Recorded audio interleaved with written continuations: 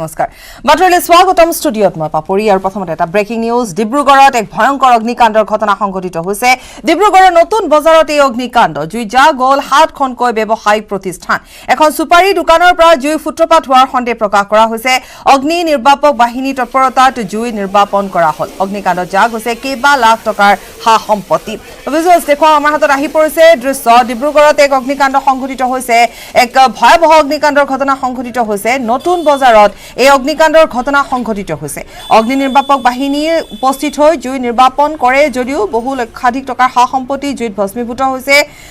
জুই নিৰ্বাপন হৈছে যা গৈছে কেইবা লাখ টকাৰ হা সম্পত্তি আৰু নতুন বজাৰৰ দৃশ্য ইয়া নতুন বজাৰত কেইবাখনো দোকান এইদৰে জ্বলি ছাই হৈ গ'ল ডিব্ৰুগড়ৰ দৃশ্য ডিব্ৰুগড়ত এক ভয়ংকৰ অগ্নিকাণ্ড আজি দিনৰ ভাগৰ দৃশ্য দেখুৱাইছো এয়া জ্বলি যোৱা কেইবাখনো দোকান 7খনকৈ ব্যৱসায়িক প্ৰতিষ্ঠান যি জ্বলি ছাই হৈ গৈছে আৰু নিশাৰ ভাগতে এই ঘটনা সংঘটিত হৈছে এই ভয়ংকৰ অগ্নিকাণ্ড সংঘটিত হৈছে ডিব্ৰুগড়ৰ নতুন বজাৰত আমি কিছু দৃশ্য আজি পুৱাৰ ভাগৰ দেখুৱাইছো আৰু লগতে কালি যেহেতু অগ্নিকাণ্ড সংঘটিত হোৱাৰ সময়ৰ দৃশ্য আমি দেখুৱাইছো অগ্নি নিৰ্বাপক বাহিনীয়ে জুই নিৰ্বাপন কৰে যদিও 7খনকৈ ব্যৱসায়িক প্ৰতিষ্ঠানৰ বহু লক্ষাধিক টকা জুইত জাহ যায় এইটো পিছফালৰ পৰা ষ্টাৰ্ট হৈছিলে ইয়াতে আগত ফ্লাৱাৰ বেকাৰী বুলি এটা দোকান আছিলে এতিয়া তামোল পাণৰ দোকান আছে তাৰ পৰা অগ্নিটো ষ্টাৰ্ট হৈছে আমি যেনেকুৱা কথাটো শুনি পাইছোঁ আমি যেতিয়ালৈকে খবৰ পাইছোঁ আমি আহিছোঁ চেষ্টা কৰিছোঁ খুলিবলৈ তেতিয়াহ'লে মানে আমি বচাব একো পৰা নাই চব বস্তুকেইটা চব জ্বলি গ'ল মানে আৰু ইয়াত চব কাপোৰ দোকান আছে তো কাপোৰত এনেই আগটো জলদি ধৰে সেইকাৰণে একো বচা নাই মানে আপোনাৰ কি দোকান আছিল মোৰ কাপোৰ দোকান আছিলে আপোনাৰ কিমান টকা নষ্ট হৈছে এতিয়াতো এইটো মই একুৰেটটো ক'ব নোৱাৰোঁ এতিয়াতো আহিব এনেই আপোনাৰ আন্দাজ এইটো হ'ব আমাৰ 15 আছে দি আছে 15 লাখ দি আছে এতিয়াতো মই এতিয়া কেনেকুৱা ক'ম ফাৰ্নিচাৰ আছে ষ্টকো আছে মুঠতে কেইখন দোকান ইয়াত আমাৰ 3টা 4টা একেলগে সেইটো লাইনত 3টা 4টা জ্বলিছে নেকি কেইটা বজাত এই ৰাতি এইটো হৈছে আপোনাৰ 2টা বজাত আমি মানে মই 2টা বজাত খবৰ পাইছোঁ মই যেনে খবৰ পালোঁ মই লগে লগে আহি পালোঁ 2-3 মিনিটত অহা কিন্তু লাভ হোৱা নাই মানে কোনো এটাই বস্তু বচাব পৰা নাই ফায়াৰ ব্ৰিগেডো আছিলে ৰাতিপুৱা 6টালৈকে ফায়াৰ ব্ৰিগেডো আছিলে চেষ্টা কৰিছে ভালে কাম কৰিছে কিন্তু উপায় নাই কি কৰিম এতিয়া যি এটা ব্ৰেকিং নিউজ বোকাখাটৰ মেথনি চাহ বাগিচাৰ সমীপত এক পথ দুৰ্ঘটনা সংঘটিত হৈছে গাড়ীয়ে মহতিয়াই লৈ গ'ল এগৰাকী মহিলাক দুৰ্ঘটনাটো ঠিতাতে নিহত হৈছে মহিলাগৰাকী কিন্তু মহিলাগৰাকীৰ পৰিচয় পৰ্যন্ত উদ্ধাৰ হোৱা নাই নিশাৰ ভাগত দুৰ্ঘটনা সংঘটিত হোৱাৰ সন্দেহ প্ৰকাশ কৰিছে আৰক্ষীয়ে দুৰ্ঘটনা সংঘটিত কৰা গাড়ীখনৰ নম্বৰো উদ্ধাৰ কৰিব পৰা নাই আৰক্ষীয়ে অৱশ্যে মৃত মহিলাগৰাকীৰ বেগত বেংকৰ এখন পাছবুক উদ্ধাৰ হৈছে এটি নাবালকৰ নামত আছে পাছবুকখন নাবালকৰ নাম হৈছে ৰোহিত লোহাৰৰ ঠিকনা নগাঁও জিলাৰ মিছা চাহ বাগিচাৰ ইতিমধ্যে নগাঁও আৰক্ষীৰ সৈতে বোকাখাট আৰক্ষীয়ে যোগাযোগ কৰিছে শোকাবহ পথ দুৰ্ঘটনা সংঘটিত হৈছে আমি পুনৰ এবাৰ এই দুৰ্ঘটনা সন্দৰ্ভত কৈছোঁ যে মেথনি চাহ বাগিচাৰ সমীপত এই দুৰ্ঘটনাটো সংঘটিত হৈছে এগৰাকী মহিলাৰ মৃতদেহ উদ্ধাৰ হৈছে পথৰ কাষত ঠিতাতে নিহত হৈছে মহিলাগৰাকী দুৰ্ঘটনাত পতিত হৈছিল আনহাতে মহিলাগৰাকীৰ কোনো পৰিচয় পোৱা নাই যদিও এখন বেংকৰ পাছবুক পোৱা গৈছে য'ত এটি যেহেতু হয়তো বা পুত্ৰ হ'ব পাৰে নাম তাত আছে ঠিকনা তাত আছে সেই অনুপাতে আৰক্ষীয়ে ইতিমধ্যে যোগাযোগ কৰিছে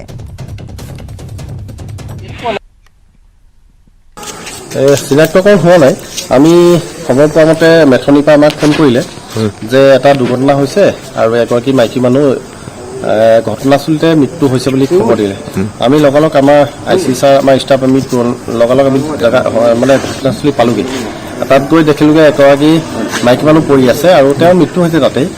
তাৰপিছত তেওঁ ওচৰৰ মানুহক সুধিলোঁ তেখেতলোকে নাজানো বুলি ক'লে আমি লগালগ আমাৰ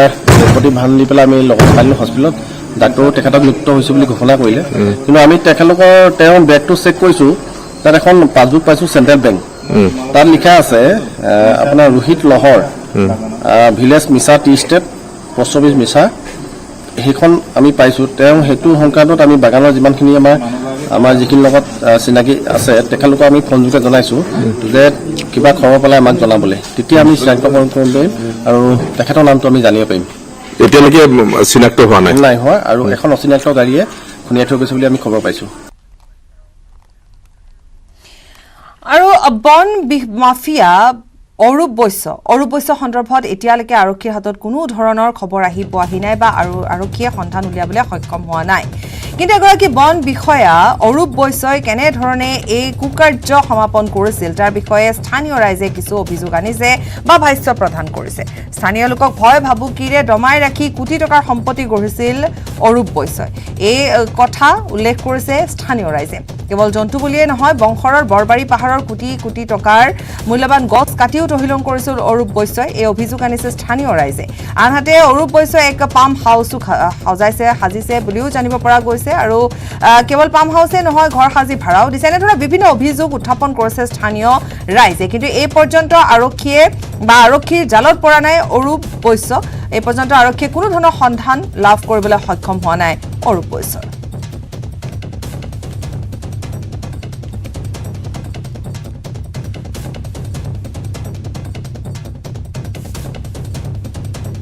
আৰু এই খবৰ আমি যেহেতু জনাই গৈছো যে অৰূপ বৈশ্য এগৰাকী বন বিষয়া তাৰ পিছতে বন মাফিয়া হ'ল আৰু এই অৰূপ বৈশ্যৰ সন্ধানত ইতিমধ্যে আৰক্ষীয়ে তদন্ত আৰম্ভ কৰিছে সন্ধানত অভিযান আৰম্ভ কৰিছে কিন্তু কোনো ধৰণৰ সন্ধান উলিয়াবলৈ সক্ষম হোৱা নাই আমি কৈছিলো যে কোটি টকাৰ সম্পত্তি গঢ়িছে অৰূপ বৈশ্যই আনকি আমি লগতে এয়াও কৈছিলো যে তেওঁৰ বাসগৃহত কি উদ্ধাৰ হৈছিল কিন্তু প্ৰশ্ন উত্থাপন হৈছিল যে তেওঁ কেনেকৈ এই সমূহ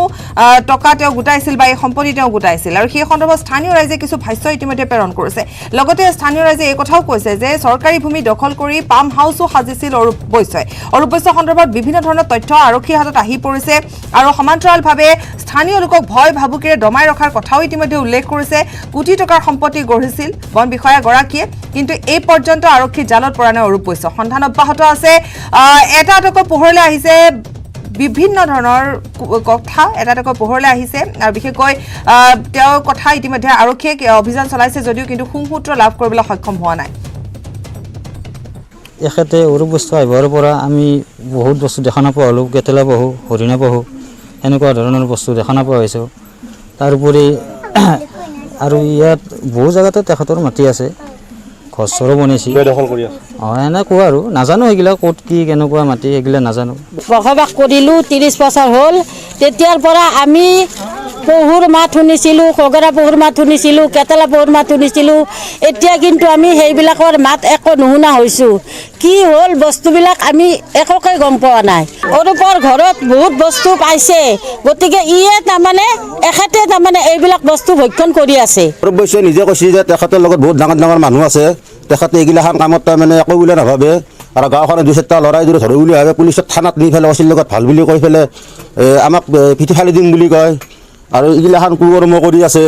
য'তে ত'তে মাটি কিনছে যিগিলা মাটিত তাৰমানে চৰকাৰে ধৰিলেও কিনিব নালাগে সেইগিলা মাটি কিনছে LMP স্কিমৰ মাটি কিনছে য'ত দিগবা নৰে সেইগিলাখান মাটি কিনিছে তেওঁলোকে আৰু কিবা কৰিলে তাৰমানে গাঁওখনৰ মানুহ ধৰিব নোৱাৰি তাৰমানে গাঁওখনৰ মানুহ থানাত নিম বুলি মাৰিম বুলি কয় অৰূপ বৈশ্যই ইয়াত আহি পেলাই মাটি কিনি নানান ধৰণৰ গাঁৱৰ ওপৰত অত্যাচাৰ চলিছে আৰু ইয়াত ফৰেষ্ট ডিপাৰ্টমেণ্টত সি চাকৰি কৰে কৰি পেলাই আৰু সি পাহাৰত পহু চিকাৰত যায় এইটো তেখেতৰ খান্তাৰ তৰফত যোনটো ফাৰ্ম হাউচৰ বস্তু ইউজ কৰি আছে তাতে গৈছিলোঁ এতিয়া আমি তেখেতৰ হাউচ মানে যোনটো নিজ বাসগৃহত য'ত তেখেত থাকে ফেমিলিৰ লগত তাতে আহিছোঁ আমি ইয়াতে আহি মানে আমি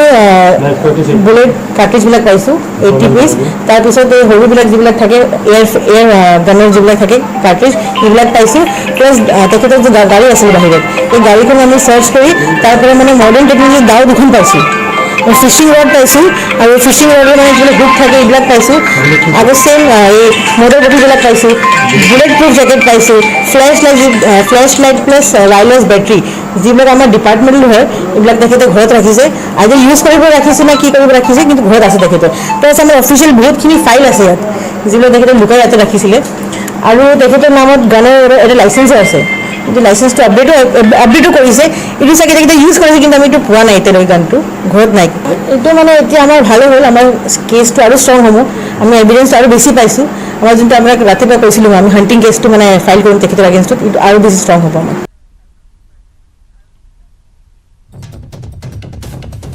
এই মুহূৰ্তত আমি সংযুক্ত হৈছোঁ অধিক জানিবৰ বাবে আমাৰ সাংবাদিক ধীৰাজ দাসৰ সৈতে। ধীৰাজ দাস, আপোনাৰ পৰা আমি আৰু অধিক জানিব বিচাৰিম আৰু ইতিমধ্যে আমি এই সন্দৰ্ভত সবিস্তাৰে সকলোখিনি কথা জনাইছো। শেহতীয়াকৈ দেখিবলৈ পোৱা গৈছে ধীৰাজে স্থানীয় ৰাইজে কিছু ভাষ্য প্ৰদান কৰিছে। তেওঁলোকে এই কথা উল্লেখ কৰিছে যে কেনেকৈ এগৰাকী বন বিষয়া বন মাফিয়া হৈ পৰিছে আৰু কেনেকৈ তেওঁ কোটি টকাৰ সম্পত্তি গোটাইছে। বিভিন্নজনে বিভিন্ন ধৰণৰ ভাষ্য প্ৰদান কৰিছে। ধীৰাজ, আপোনাৰ হাতত আৰু কি তথ্য আছে? সকলোতকৈ ডাঙৰ কথাটো হৈছে এই পৰ্যন্ত আৰক্ষী জালতে পৰা নাই। হয়, নিশ্চয়কৈ এটা কথা ক'ব লাগিব, এই যিজন কুখ্যাত বন বিষয়ৰ যি চিকাৰী অৰূপ বৈশ্য, তেওঁৰ ঘৰত অভিযান চলোৱাৰ পিছতে নানান ধৰণৰ এতিয়া কথা পোহৰলৈ আহিছে। প্ৰথম কথা এইটো ক'ব লাগিব যে বন বিষয়া যি এইজন অৰূপ বৈশ্য, তেওঁৰ যি ফাৰ্ম হাউচ আছিল, ফাৰ্ম হাউচৰ ওচৰ চুবুৰীয়া ইতিমধ্যে জানিবলৈ দিছে বিভিন্ন প্ৰকাৰে তেওঁলোকক হত্যাৰো ভাবুকি দি আহিছিল। তেওঁ বিভিন্ন ধৰণৰ হত্যা ভাবুকি দিয়াৰ লগতে যি চৰকাৰী ভূমি আছে, চৰকাৰী ভূমিও তেওঁ ইতিমধ্যে নিজৰ নামত কৰি ল'বলৈ চেষ্টা কৰিছিল আৰু বিভিন্ন সময়ত বিভিন্ন ধৰণৰ তেওঁলোকে ভাবুকি দি আহিছিল স্থানীয় লোকসকলক। ইতিমধ্যে সেই কথা আমাক জানিবলৈ দিছে, কিন্তু ইতিমধ্যে হাজো বন বিষয়াই ইতিমধ্যে এই অভিযান অব্যাহত ৰাখিছে, যদিও অৰূপ বৈশ্য এতিয়ালৈকে আচলতে ধৰিবলৈ সক্ষম হোৱা নাই। বাবৰি, ধীৰাজ, ধন্যবাদ জনাইছো। আৰু এতিয়ালৈকে কোনো ধৰণৰ সুংসূত্ৰ উলিয়াবলৈ সক্ষম হোৱা নাই আৰক্ষী। ধীৰাজ, আপোনাক ধন্যবাদ। আৰু ইতিমধ্যে আমি সবিস্তাৰে এই সন্দৰ্ভত জনাইছো এগৰাকী বন বিষয়া, কিন্তু বন মাফিয়া হিচাপে এতিয়া পৰিচিত হৈছে অৰূপ বৈশ্য আৰু কোটি টকাৰ সম্পত্তি গঢ়িছিল অৰূপে। কেনেধৰণে চৰকাৰী ভূমিত পাম তেওঁ সজাইছিল, তাৰোপৰি স্থানীয় ৰাইজেও কিছু ভাষ্য প্ৰদান কৰিছে। তেওঁৰ বাসগৃহত কি কি সামগ্ৰী জব্দ হৈছিল সেয়াও আমি ইতিমধ্যে জনাই গৈছো। অভিযান অব্যাহত আছে, কিন্তু জালত পৰা নাই অৰূপ।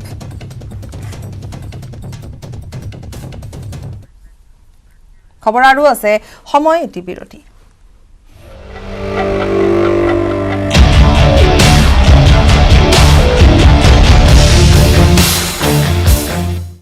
sex কথাটো ক'লে আমি অলপ hesitate কৰো. That is very wrong. And when we talk about sex education, it is just not puberty. It is puberty. It is about the decision making. You know, all this. There are a lot of things which is involved over here. And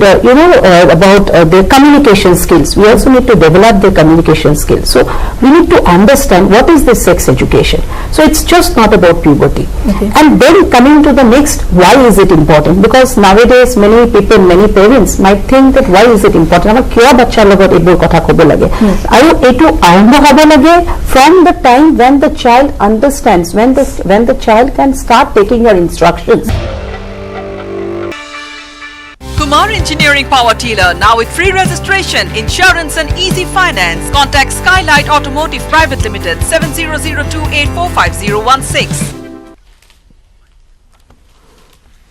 চুৰৰ দলৰ বিৰুদ্ধে যোৰহাট আৰক্ষীৰ সফল অভিযান। চুৰি সামগ্ৰীসহ আৰক্ষীয়ে গোলাঘাট আৰু নগাঁৱৰ পৰা আটক কৰিছে এটা চুৰৰ দলক। বিগত কিছুদিন যোৰহাট নগৰ আৰু ইয়াৰ উপকণ্ঠ অঞ্চলত বৃদ্ধি পাইছে চুৰিৰ ঘটনা। বিশেষ সূত্ৰ পম খেদি যোৰহাটৰ চিনামৰা আৰক্ষীৰ এটা দলে বৃহস্পতিবাৰে নিশা অভিযান চলাই দেৰগাঁও, আমবাগান, জখলাবন্ধা আৰু বৰঘাটত অভিযান চলাই 4জন লোকক আটক কৰাৰ লগতে ধৃত লোককেইজনৰ পৰা 5টাকৈ মোবাইল ফোন, এটা লেপটপ আৰু এখন দুচকীয়া বাহন জব্দ কৰিছে। চিনামৰা আৰক্ষীৰ দলটোক এই অভিযানত সহযোগিতা আগবঢ়াইছিল পুলিবৰ আৰক্ষী আৰু দেৰগাঁও আৰক্ষীয়ে। ধৃত লোককেইজনক ফুটা ফুচা কৰাৰ অন্তত চোৰৰ দলৰ আৰু বহু তথ্য পোহৰলৈ অহাৰ সম্ভাৱনা আছে।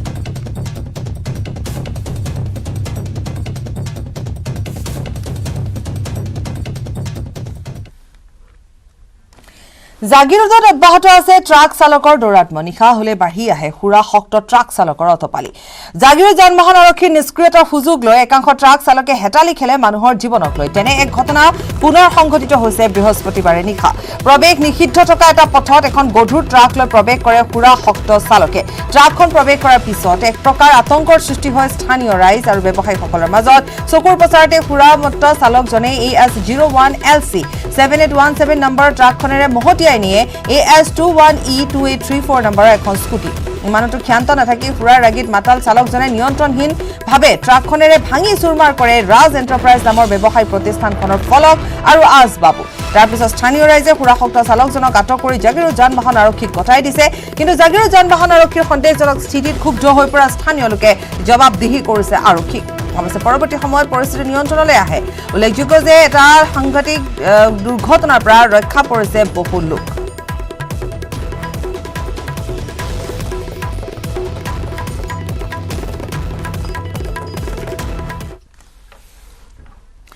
দুধনৈ ৰাজপথত দপদপাই জ্বলি উঠিল এখন বাইক চলি থকা অৱস্থাতে জ্বলিল বাইকখন গোৱালপাৰাৰ পৰা দুধনৈ অভিমুখে আহি থকা অৱস্থাতে বাইকখন জ্বলি উঠে চলি থকা এখন বাইক প্ৰথমতে তাৰ পৰা ধোঁৱা ওলোৱা দেখি বাইকখন বাটৰ কাষত ৰখোৱাৰ চেষ্টা কৰোতে দপদপাই জ্বলি উঠে বাইকখন উল্লেখযোগ্য যে গৰাকীয়ে মাত্ৰ 3 দিন পূৰ্বেহে এই বাইকখন ক্ৰয় কৰিছিল প্ৰায় 1 লাখ টকাৰে কিনা বাইকখন 10 দিনৰ পিছতে জ্বলি ছাই হৈ যোৱা ঘটনা এতিয়া ৰহস্যৰ সৃষ্টি কৰিছে বাইক নিৰ্মাণ প্ৰতিষ্ঠানৰ ওপৰতো সন্দেহৰ সৃষ্টি হৈছে ৰাইজৰ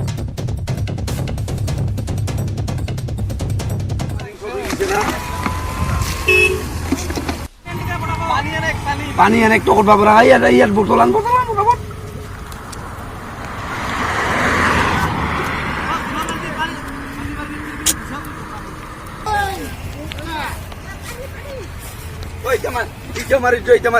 লাগি সিঙে দি